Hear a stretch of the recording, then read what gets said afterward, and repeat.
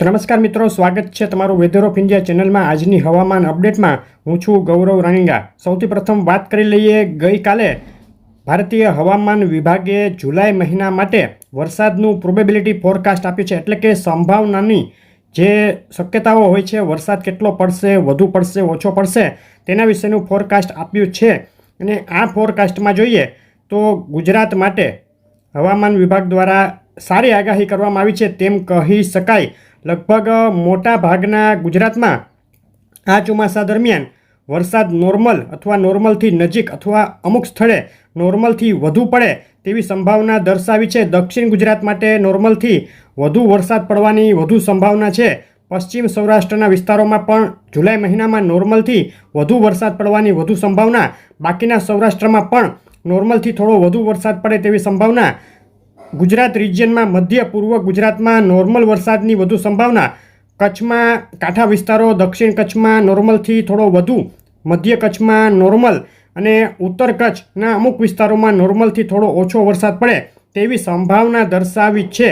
આ કોઈ ભારે વરસાદનું આગાહી નથી, પરંતુ વરસાદ કેટલો પડી શકે, તેની કેટલી સંભાવના છે તેનું ફોરકાસ્ટ છે, તે ધ્યાનમાં રાખવું। હવે વરસાદની વાત લઈ લઈએ તો ગઈકાલે પણ રાજ્યમાં વરસાદ ચાલુ રહ્યો હતો। પૂર્વ મધ્ય ગુજરાત, દક્ષિણ ગુજરાત અને સૌરાષ્ટ્રના કેટલાક વિસ્તારોમાં વધુ વરસાદ પડ્યો છે। ટોટલ 154 તાલુકામાં વરસાદ નોંધાયો, જેમાં 53 તાલુકા એવા હતા જેમાં 1 ઇંચથી વધુ વરસાદ નોંધાયો છે।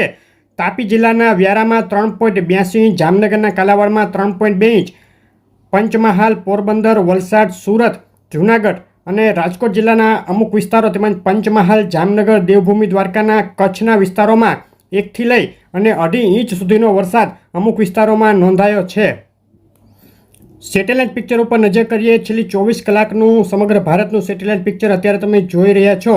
જે લો પ્રેશર સિસ્ટમ છે તે અત્યારે આ વિસ્તારો ઉપર છે, એક સાયક્લોનિક સર્ક્યુલેશન આ વિસ્તારો ઉપર પણ છે। આ બંને સિસ્ટમની અસર હેઠળ પૂર્વ ભારત, મધ્ય ભારત અને પશ્ચિમ ભારતમાં ગુજરાત સુધીના વિસ્તારોમાં વરસાદ હજુ પણ ચાલુ રહ્યો છે। ગુજરાતમાં પણ ગઈકાલે પશ્ચિમ સૌરાષ્ટ્ર, કચ્છ અને મધ્ય દક્ષિણ સૌરાષ્ટ્રના વિસ્તારોમાં વધુ વાદળો જોવા મળ્યા। ત્યારબાદ બપોર બાદ સાંજ રાતથી આ વિસ્તારોમાં પણ વરસાદનું જોર વધ્યું હતું। 850 એચપીએ ઉપરનો પવનનો ચાર્ટ જોઈએ તો અત્યારે એક સર્ક્યુલેશન જે લો પ્રેશર વિસ્તાર છે તેને આનુષંગિક આ વિસ્તારો ઉપર છે 850 એચપીએ ઉપર, અને એક બહોળું સર્ક્યુલેશન આ સર્ક્યુલેશનમાંથી આ વિસ્તારો ઉપર છવાયેલું છે। લો પ્રેશર વિસ્તાર જે છે તે આ દિશામાં આગળ વધશે આવતા 2 દિવસમાં। 700 એચપીએ ઊંચાઈનો ચાર્ટ જોઈએ તો 700 એચપીએ ઊંચાઈ ઉપર પણ એક બહોળું સર્ક્યુલેશન આ વિસ્તારો ઉપર રચાયેલું છે, અને જે લો પ્રેશર આગળ વધશે તેની સાથે આ સર્ક્યુલેશન મુખ્યત્વે પશ્ચિમ દિશા તરફ આગળ વધી અને આવતીકાલ સુધીમાં દક્ષિણ રાજસ્થાન અને ગુજરાતના રાજસ્થાન લાગુ અને મધ્યપ્રદેશ લાગુ જે વિસ્તારો છે તે વિસ્તારો સુધી આવી જશે, જેને લઈને આવતીકાલે ગુજરાત રિજિયનના ઉત્તર પૂર્વ ગુજરાત અને મધ્ય ગુજરાત સુધીના વિસ્તારોમાં વરસાદના પ્રમાણમાં વધારો થઈ શકે છે। સરફેસ લેવલનો ચાર્ટ જોઈએ તો ચોમાસાની ધરી અત્યારે જે લો પ્રેશર વિસ્તાર છે ત્યાંથી થઈ અને ઉત્તર પશ્ચિમ ભારત સુધી જઈ રહી છે, અને હજુ આગામી 2-3 દિવસ આ દિશામાં જ રહેશે। હવે વરસાદની વાત કરીએ તો આજે 1 જુલાઈ અને આવતીકાલે 2 જુલાઈની સવાર સુધીમાં કયા વિસ્તારોમાં વધુ વરસાદની શક્યતા, તો હજુ પણ દક્ષિણ ગુજરાતના જે વિસ્તારો છે તેમાં છૂટો છવાયો, હળવો મધ્યમ અને ક્યાંક ભારે વરસાદ ચાલુ રહી શકે। દક્ષિણ ગુજરાતના ઘણા વિસ્તારોમાં હળવા વરસાદ 1 થી 2 ઇંચ સુધીના નોંધાઈ શકે છે આગામી 24 કલાક દરમિયાન।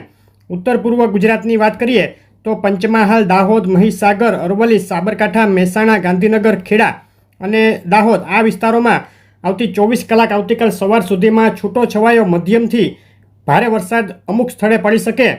આવતીકાલે સવારથી જે આ વિસ્તારો છે મુખ્યત્વે તેમાં વરસાદના વિસ્તારોમાં વધારો થઈ શકે અને આવતીકાલે મધ્યમથી ભારે વરસાદ 2 થી 4 ઇંચ સુધીનો પણ નોંધાઈ શકે છે આ વિસ્તારોમાં। વડોદરા, છોટાઉદેપુર, આણંદ, અમદાવાદ આસપાસના વિસ્તારોમાં આવતી 24 કલાક છૂટો છવાયો હળવો મધ્યમ વરસાદ ચાલુ રહેશે। કેટલાક સ્થળે 1 થી 2 ઇંચ સુધીનો વરસાદ આ વિસ્તારમાં પણ શક્ય। બનાસકાંઠા, પાટણમાં આજે છૂટો છવાયો હળવો મધ્યમ વરસાદ અને આવતીકાલે ક્યાંક ક્યાંક મધ્યમથી ભારે વરસાદની શક્યતાઓ રહેશે. સૌરાષ્ટ્રની વાત કરીએ તો સૌરાષ્ટ્રમાં આજે છૂટો છવાયો હળવો વરસાદ ચાલુ રહી શકે. જૂનાગઢ, રાજકોટ, અમુક વિસ્તારો, જામનગર વિસ્તારના, પોરબંદર, ગીર સોમનાથ, અમરેલીના છૂટાછવાયા વિસ્તારોમાં હળવો મધ્યમ વરસાદ પડી શકે. તે સિવાયના જે વિસ્તારો છે તેમાં ભાવનગર અને બોટાદ આસપાસના વિસ્તારોમાં મધ્યમ વરસાદ 1 થી 2 ઇંચ ક્યાંક ક્યાંક નોંધાઈ શકે છે. આવતીકાલ સવાર સુધીમાં મુખ્યત્વે વરસાદ છૂટો છવાયો રહેશે અને હળવા ભારે ઝાપટા સાથે 50% જેટલા સૌરાષ્ટ્રમાં આંશિક વરાપ જેવો માહોલ રહેશે. હજુ 100% વરાપ જેવો માહોલ નથી દેખાઈ રહ્યો. કચ્છમાં પણ છૂટો છવાયો હળવો મધ્યમ વરસાદ અને ઝાપટા આગામી 24 કલાક દરમિયાન ચાલુ રહે. જે કચ્છ અખાત લાગુ વિસ્તારો છે તેમાં અને પૂર્વ કચ્છમાં એકલ દોકલ સ્થળે 1 થી 2 ઇંચ સુધીનો વરસાદ પણ શક્ય છે.